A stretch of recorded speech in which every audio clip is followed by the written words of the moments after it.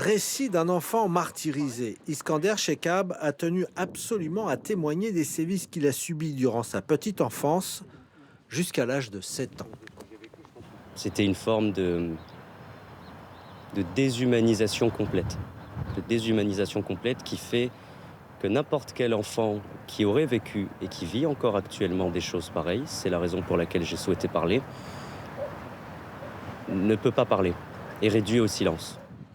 Lui et sa sœur jumelle ont été recueillis à l'âge de 3 mois par un couple de Marseillais dans le cadre de la kafala, une procédure d'adoption spécifique aux droits musulmans. Iskander et sa sœur ont été brûlés à l'eau bouillante ou victimes de gavage alimentaire. Il accuse ses parents adoptifs de violences répétées et plus particulièrement la mère. Ces maltraitances ont été constatées et signalées par l'école. Entre 7 et 18 ans, Iskander a été ballotté entre foyer et famille d'accueil. Les services sociaux et la justice se sont penchés sur l'affaire. La procédure a duré plus de 10 ans avant de venir au tribunal le 14 février dernier. Ils ont essayé, tant bien que mal, de se défendre en pleurnichant, en avançant le fait qu'ils nous avaient au sens large toujours aimés, et en se plaçant en victime, parce que c'est ça le talent principal d'un bourreau.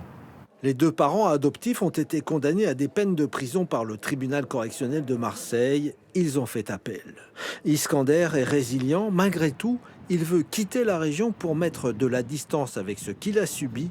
Il envisage d'écrire un livre.